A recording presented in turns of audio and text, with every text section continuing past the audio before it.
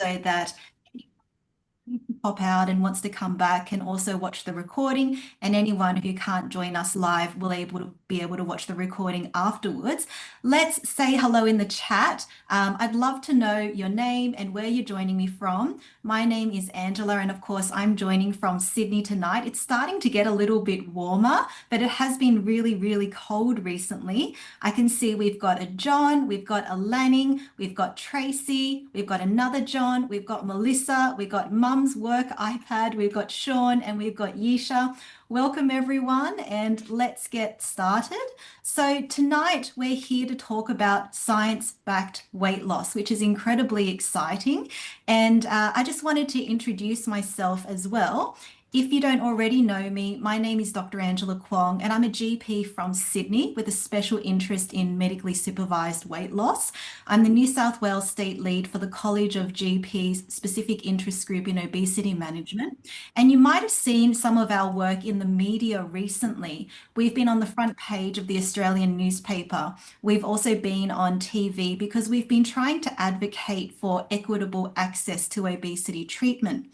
I also present at dietitian, pharmacy, GP, and other doctor conferences talking all about obesity management, weight management, particularly in the perimenopausal woman.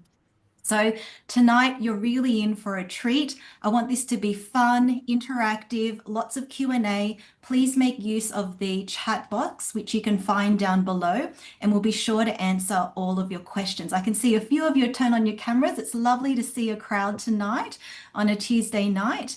And without further ado, let's get started. Tonight, of course, we're focusing on you.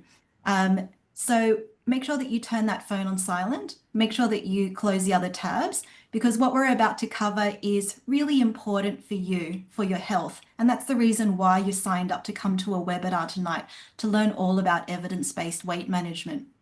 So does this kind of look familiar to everyone, where you've been exercising really hard, you've been exercising consistently, trying to vary up your routine, your plate is empty, and other people say to you, I don't know why you say you have struggles with your weight, because I don't see you eat anything. You eat like a rabbit. You eat almost nothing. Your plate is almost empty.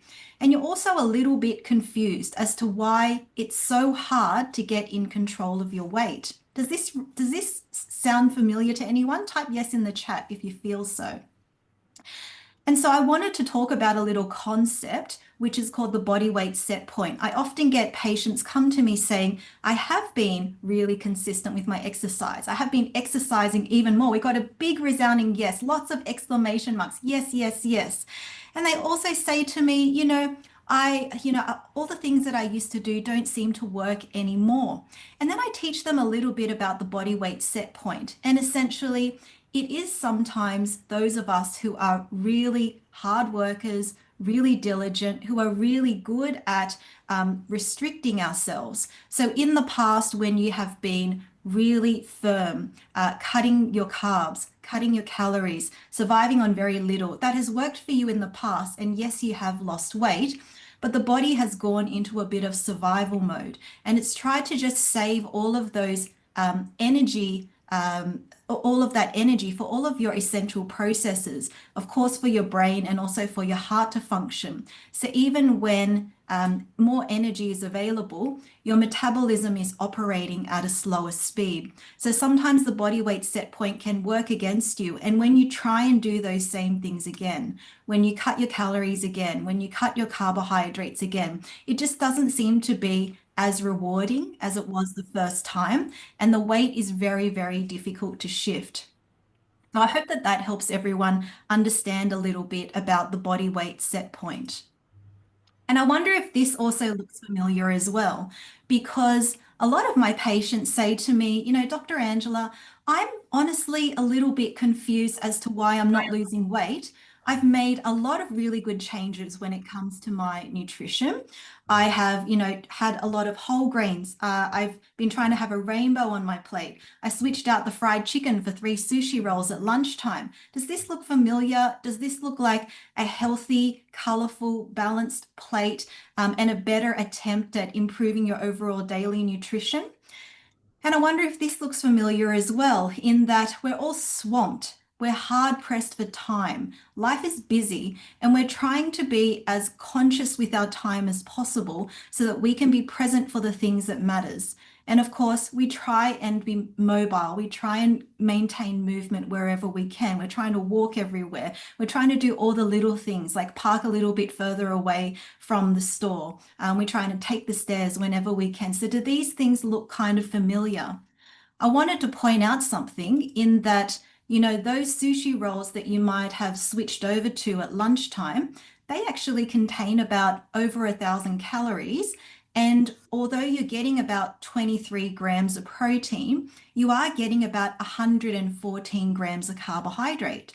Now, I'm not here to say that sushi is bad or any of these foods are bad, but what I'm here to say is that a lot of these choices which we might be having, which we might have just changed to, can unknowingly be quite calorie dense, where the source is coming from carbohydrates.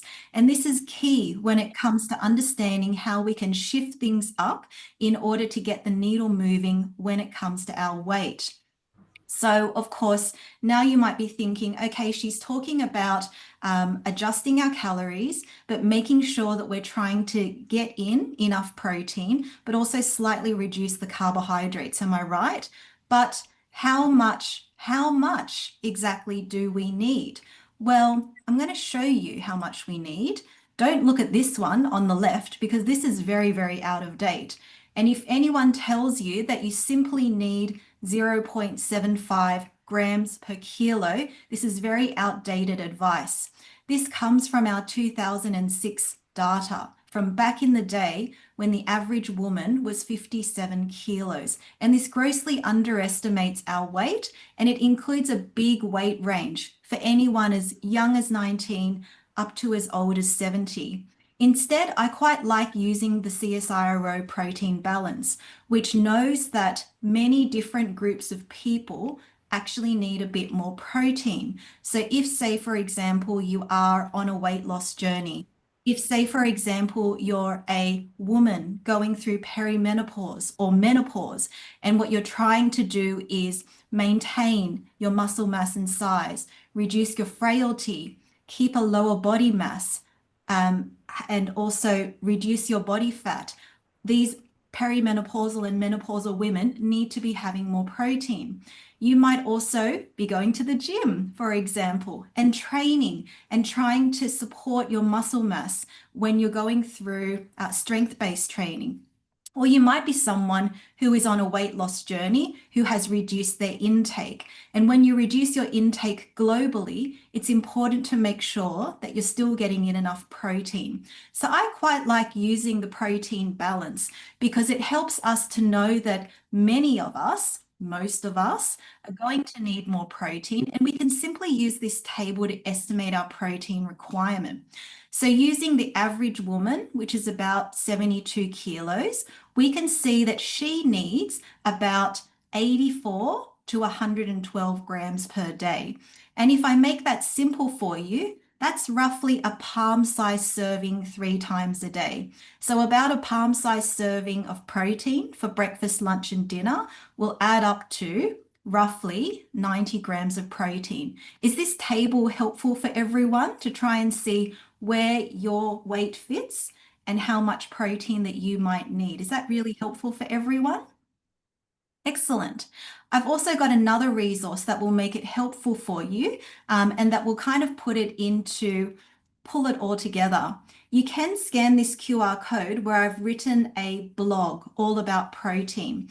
And in this blog, then I've written about, okay, why is protein so important? It helps us to manage our cravings. It helps to preserve our muscle mass. It helps to support muscle repair when we're training. It includes that table, but it also includes the sources of protein because for many of us, we've never actually had that basic nutrition education where we learn about the different sources of protein. So it talks about a palm-sized serving of meat, whether it is your chicken, beef, lamb, or pork, having about 30 grams of protein, a high protein yogurt, cheese, egg, tofu, or plant-based protein like nuts and seeds.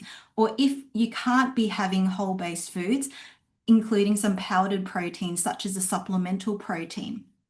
And of course, we need to be careful because as a GP, I do see a lot of patients coming to me telling me that they are definitely hitting their protein goals because they're having a lot of protein fortified foods. Does anyone know what I mean by protein fortified foods? Can you type it in the chat if you've ever heard of or if you've ever tried any kind of protein fortified foods? And maybe if they taste amazing or if they're delicious. We got a no so far. Well, I'll show you a couple of different protein fortified foods. We've got all no's, heard of, mostly no's in this crowd. So let me show you a few different protein fortified foods that my patients were telling me that they were taking in order to achieve their protein target. So this is sometimes going to be a protein trap. What I'm talking about here are protein cookies, protein bars, protein pizza, protein ice cream, protein balls. And I'm not here to say that these are bad, but I'm here to say that we can't always just look at the front of the label. It's important to have a look at the information on the back, where we can see the nutrition information and we can also see what the ingredients are. And all of these I've just taken online from Coles or Woolies. They're just everyday products that you can get at the supermarket. So as an example, this protein cookie, big capital letters in protein, has 5.5 grams of protein per serve, but 19.7 grams of carbs. This protein ice cream, it looks like it's for bodybuilding. It looks like it's for training. At a glance, it says Muscle Nation is the brand. Protein in big capital letters, 25 grams of protein in big capital letters. But when you have a closer look per serve, it contains 8.4 grams of protein and per serve, 17.4 grams of carbs. And in addition to that, it also has 2 sugar alcohols, erythritol and xylitol. Has anyone ever heard of these artificial sweeteners by any chance?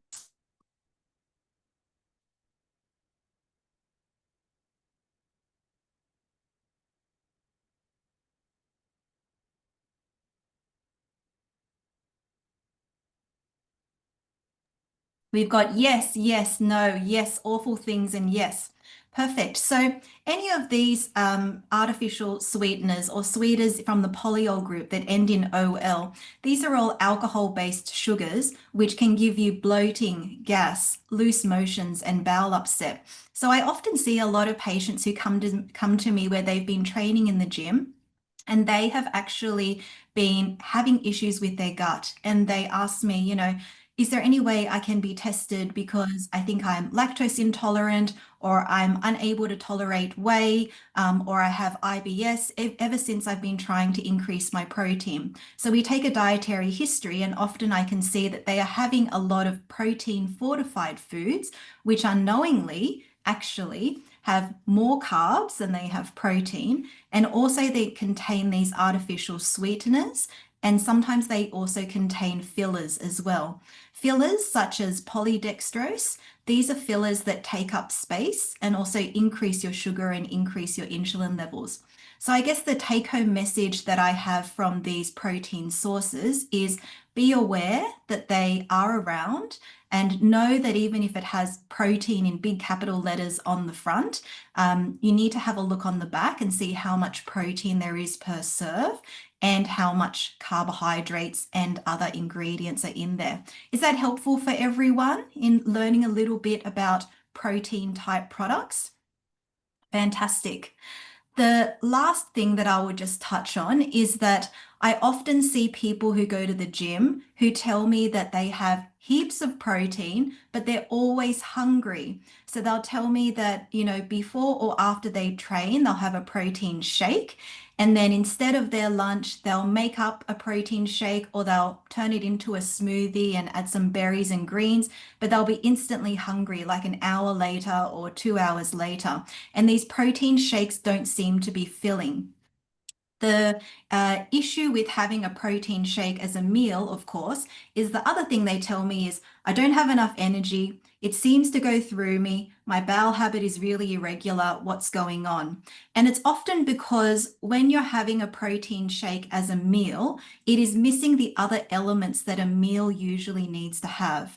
Whether this is a source of fiber to be keeping you regular, whether it is the vitamins and minerals that you need. So protein is great for supplementation to help you hit your goals and to fill in the gaps, but protein alone is often not quite enough in order to replace a meal. Often you need a complete meal replacement in order to replace a meal.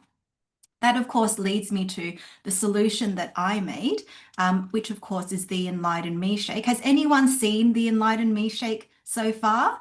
I got a couple of hands. That's exciting. So the Enlighten Me Shake is an all-in-one shake. I made it because there's just far too many shakes made overseas in Australia. They're full of fillers, they're full of artificial sweeteners. They were giving my patients gut upset.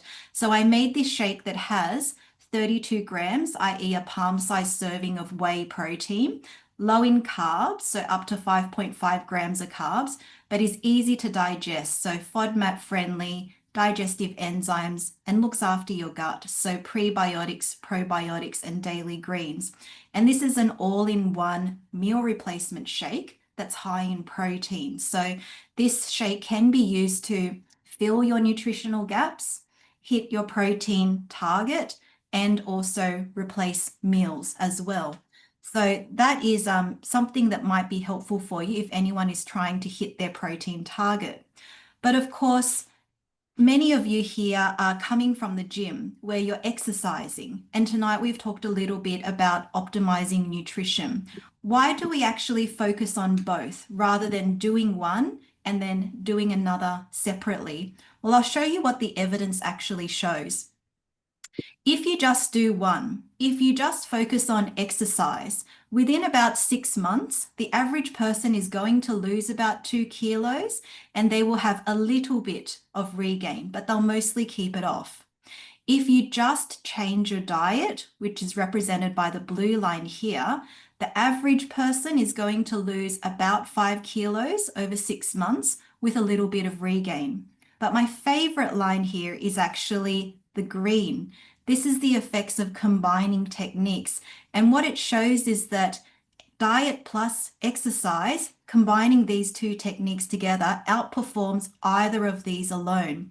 So at 6 months, when you're optimizing your nutrition, when you're consistent and being efficient with your exercise, the average person is going to lose about 8 kilos, and then they're going to keep off most of the weight in the long term. So I hope that's really helpful in showing you where the evidence comes from in terms of number one, the reason to combine techniques, and number two, the importance of being consistent and staying with it in the long term to maintain weight control. There will, of course, as the evidence shows, be a little bit of regain, so we do need to be consistent, but the weight can be largely kept off. Is that really helpful to everyone, seeing that as that graph? Great, I can see lots of nodding in the audience. And I'm going to hand over to Joe now, who's going to tell us a little bit more about the exercise sides of things. And you can unmute, Joe. There you go. Technology, it's my best. How are you all doing tonight? Well, okay. Thanks, Dr. Kwong. And this is exactly what we see on a day-to-day basis, obviously in gyms. Most people think the answer is pretty simple. It's just go in, train harder, and do more at the gym. But obviously, we all know that exercise alone isn't enough to achieve the best overall results. So obviously, everyone who goes to the gym, we all dream of having a fine-tuned physique. And to achieve this, we tend to go and spend more hours in the gym, pushing ourselves above limits and over the top. And sometimes it can relate to not seeing any changes at all. Why? Because when you are trying to achieve fat loss, you will need more than just workouts alone. If you tend to just work out and you stay with just working out, then nutrition is a really big factor in that. You also need structure, the right foods and the nutritional requirements. So recovery is also important, as we know, and your body needs recovery to maximize fat loss. That's why we've decided and we've created a complete weight loss program. and it's something that's simple and effective and designed to work around our already busy lives. Next slide, please, Dr. Kwong. Okay, so the complete weight loss program, as you can see in the slide. We've designed this program. So here's what's inside our complete weight loss program. It's going to be an 8-week program. It's just about with everything you'll actually need to get results. In the program itself, it has unlimited Body Fit Pro sessions and includes unlimited sessions in our Body Fit Pro machines. So that take calorie burning to the next level. So the fat burning technology uses vacuum, infrared, and cryo. You'll also receive a week's supply of our meal replacement shakes, the Enlighten Me, which we've just gone through, designed by Dr. Angela Kwong. And this is going to make nutrition simpler and more manageable. As an added bonus, you'll also get 30% off the next supply if you love it. You'll also get 4 30-minute nutrition consults, which is fantastic because what this will do, this will allow you to have personalized like nutritional consults, and they're going to be targeted specifically to your goals, lifestyle, and preferences. We'll also track your progress with 3 full body scans. We're doing 1 at the start, 1 at the halfway point, and then 1 at the end of the 8 weeks. So this can help keep you accountable, and it can give you measurables along the way, I suppose, and it lets you know what's going on and what's shifting. The full 8-week program we're going to run is only $159 per week, and it's been tailored to actually save a lot of time for you and effort and also cost. It covers obviously some of your meal replacements and your workouts, body scans, and your nutritional consults all in one place within one easy plan. I think it's just trying to make something that, instead of looking in all different directions, can give you a plan and just a program that you can work to. And the 8 weeks might sound like it's short or whatever, but realistically, that 8 weeks sets you on another journey then from there on in as well. Most importantly, it gives you a system that will actually work. And next slide, please, Angela. So obviously, I don't know whether everyone's seen the Body Fit Pro machines in the club. They're down the back end if you're not a member of the club. But these machines are fantastic, and just even speaking to someone tonight, they actually come up and told me about how many calories they burnt, and it's probably one of the best workouts that they've ever done. And they come in every day and use the bike, and they've used the bike on the Body Fit Pro. So I just want to highlight one game changer with the Body Fit Pro machines. And as I said, some may have tried it or may not have tried it. The machine is the only one of its kind in Queensland. There are other machines out there, but this is the only one that combines the 3. So in 30 minutes, it combines vacuum pressure, infrared heat, or cryotherapy, which will help burn up to 1,000 calories. It'll help reduce bloating and boost your metabolism, and also helps with inflammation. So look, a lot of our members love this because it's not just a workout and it's different, and it can also be a recovery and detox all in one. As I said, you can reduce inflammation from arthritis to injuries to recovery sessions. You'll feel lighter and feel more energized fast. So obviously the Body Fit Pro, if you haven't tried it yet, we've still got trial sessions running on that as well, open this week. You can come on in, you can contact us if you haven't used it before, and we can do a booking for you. We've got some promotional sessions running as well. But overall, with a combination of the Body Fit Pro, with nutrition, with still doing your gym workouts. So with this program, if you aren't a member and you're thinking about coming in and running this program, it includes your gym membership and everything in it as well. So it's a full package, and I suppose it's just trying to personalize it to look after you. So yeah, so that's if you have sort of any more questions on that, we can talk to you a little bit more about it. Yeah. That's so exciting, Joe. And I was just looking in the chat as you were talking about it. We've got Tracy saying, I love the Body Fit Pro. Another Tracy says, look interesting. And someone else said, I bloody love them. So you got raving fans. And Lucy says, great, I would like to try it. She wants to take you up on that offer. So that's so exciting. Absolutely. And as I mentioned, like, it was just like, it hit me just before I come into the webinar. And this was a gentleman that just come up and told me, and he couldn't believe it because, again, with the calories, people might be perceptive with 1,000 calories, but he rides bikes every day, and he just couldn't believe in the 30 minutes how he felt, and he was absolutely saturated from energy wise. Loved it. Absolutely fantastic. But from a calorie burning, and I said with a good diet, it can definitely help. It's all about efficiency, isn't it? It's all about being Absolutely. wise with how we invest our time because time is precious. Very precious. Excellent. Well, let's continue on. Last thing that I wanted to touch on, coming back to the medical side of things, is that we can do everything. So we can optimize your exercise. We can make it super efficient. We can do multiple technologies at any one time. Like Joe said, we're not just exercising on the machines, but we're also implementing cryotherapy. We're also implementing infrared light therapy. We're doing multiple technologies at any one time. And then on top of that, we're also stacking optimizing your nutrition at the same time.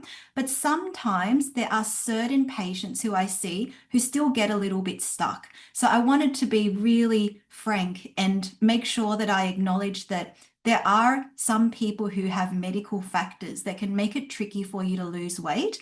Often when I see patients, they'll say, I've done everything perfect. And I say, don't give up on all the things that you're doing, because it's kind of like if you weren't doing these things, it's one step forward and two steps back. When you have been, exercising really well, when you have been eating really well, but you've only had a very small amount of weight loss, if you hadn't have been doing that, you probably would have had uncontrolled weight gain. So it's really important to think about it in the context of your medical history. And we got in there, someone said PCOS sucks. And I agree. Sometimes when you have certain medical conditions, it can make it so tricky. So often when I see patients, I'll do the weight assessment tool, which is a 10-step questionnaire. Essentially, I'm just trying to figure out, are there family factors contributing to your weight? Like, do you have family members who are overweight or obese, or do all your family members tend to overeat? Do you have any medical conditions, like our audience has just said? Do you have polycystic ovarian syndrome? Do you have insulin resistance? Do you have thyroid disease? Are you taking steroids because you have rheumatoid arthritis or uncontrolled autoimmune disease? All of these medical conditions can make it much more difficult than the average person to get the weight loss journey started, and also they have to work a little bit harder than everyone else to achieve the same goals. Sometimes people are taking medications that cause weight gain and they don't even realize it until we have a medication review. Sometimes it's got more to do with the mental health, stress eating, a tendency to overeat when stressed, or past mental health issues. Sometimes it's got to do with our environment, and we are just bombarded with all of the ads, like those protein enhanced food products like we just talked about.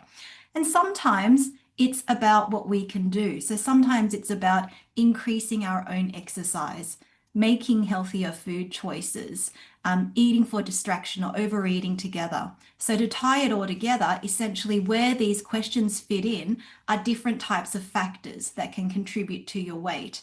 And sometimes when you've maxed out all of your behavioral factors and you've done all the right things in terms of optimizing your nutrition, optimizing your exercise, and you're still stuck, know that these are the things that are within your control that you can do. And maybe it's time to have a chat with your GP to see if there are some medical things going on that you might need to look into to optimize as well. So I just wanted to make that a fair point. So to wrap this all up, and then we'll head into Q&A. So start typing your questions into the chat for me. What are the learning points that we've had so far? Well, one of the learning points that I wanted to make was that we can't always just cut and cut and cut and restrict and have less and less and less if we want to lose weight, because the body will always try to go into a survival mode. We have to think about nourishing the body with the fuel that it needs, particularly if we're in an exercising environment where we need to be supporting our muscle mass. The second thing is, of course, make sure you're getting enough protein, but check that it's not actually a carbohydrate with a little bit of added protein in there. The third thing is, if you're really hungry when you're having all these protein shakes for your meal, think about having a meal replacement, which is more nutritionally balanced. And last but not least, if you are a bit stuck, consider if you do have some medical factors that need to be addressed. So that ends the slideshow. I've got my socials on there if you wanted to follow me after the webinar, and now we will head into Q&A. So I'd love to see what questions that we've got coming here in the chat. We got a few people who mentioned some of these medical conditions that can make it a bit tricky. Like we said, the PCOS, we got thyroid issues, multiple autoimmune conditions that can definitely make it really hard. Any other questions that we've got coming through the chat, or were any questions submitted earlier, Joe, through the inbox?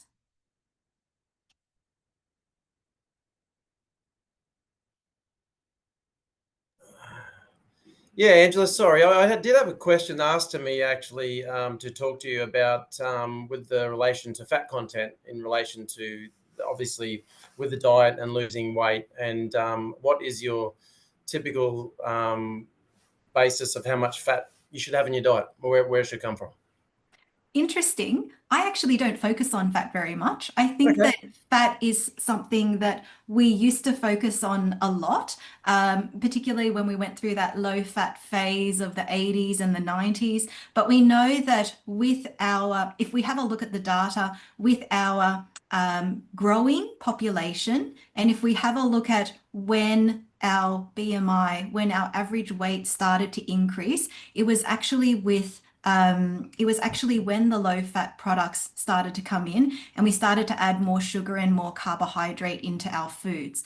And if we also have a look at the medical problems that people are having these days, we are heading in towards more earlier insulin resistance, more metabolic disease, and more chronic disease and more diabetes. And these are all issues that have got to do with carbohydrates. And if we have a look at the average person's diet, even if we ignore the fat, they're getting not enough protein and they're getting way too much carbs. So fat is, of course, a macro that is part of this equation. But the biggest thing that's going to move the needle is making sure that you are having adequate amounts of protein and you are reducing your carbohydrates.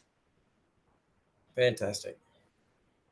Any other questions that have come through the chat? I'd love to hear these. We've got Tracy asking, where is the gym? Can you tell us where the gym is located and the opening hours, Joe? Absolutely, Tracy. We're in Jimboomba. We're in the little shopping centre that is where, funny enough, where McDonald's is. It's a good.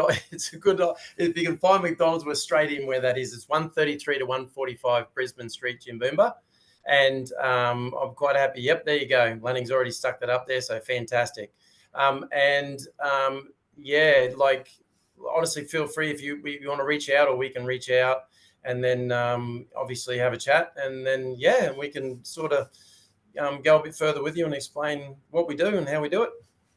Amazing. We had a great question come through from John. This one's got to do with carbohydrates. And he said, are natural carbohydrates okay? And are you really targeting cutting down processed carbohydrates? So, yeah, when it comes to carbohydrates, for me, it's got to do with the person who's in front of me. How insulin resistant is this individual in front of me? If they are an everyday person who's trying to lose weight and they don't tend to have any medical conditions, having a general reduction in their carbohydrates and making better choices in terms of whole-based foods, whole grains, lower glycemic carbohydrates is always going to be better. If I've got someone who's a little bit more higher risk and under the insulin resistant umbrella, so there's someone who in a past pregnancy has had gestational diabetes, they have PCOS, they have insulin resistance, or they're going through perimenopause, and because of the drop in their estrogen levels, they're going through this mini period of insulin resistance. It's even more pertinent for that group to be reducing their carbohydrates and focusing on whole food sources of carbohydrates, whole grains, and low GI. And we got another question coming through. I live near Waterford. How many sessions per week minimum that I could get results? I think it might take me about 30 minutes plus each time to get there. Yeah, I think if you've got to travel quite far, then you've got to be as efficient with your time as possible when you're in the gym, right, Joe? Yeah, and look, Waterford, there is a back way that obviously to come through to Jimboomba, which is through the back of Logan Village. But yeah, you can, as Lanning said, you know, 4 sessions a week. But you know, if you looked at obviously different options with the Body Fit Pro, single sessions, 3 packs. And ideally, like we're setting up this weight loss program. If you're still like a little bit unsure with that, you can organise. We can organise a trial session for you as well. So just to see, that'll work out. Obviously time to get here and it's comfortable, but I suppose like it seems a fair way away. 30 minutes takes me 20 odd minutes to get to work, but if it's for a good purpose, it might be a good 30 minutes. An investment in your health, as we say. Yes, best investment. Best investment is in your health, better than health insurance. Wonderful. Well, I think that concludes all the questions that we have tonight. Thank you, everyone, for attending tonight's webinar on science-backed weight loss. Thank you so much. You've been a great crowd, and we hope to see you at the next event. Thank you, Joe. Thank you, Thank you, Lenny. thank Thank you, you, Angela. everyone. Good night. Good night.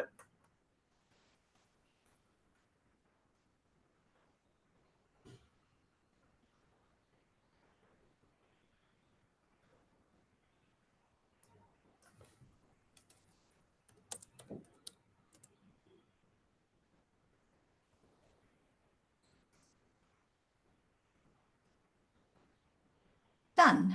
I have put them all in the waiting room, and I'll just end the recording.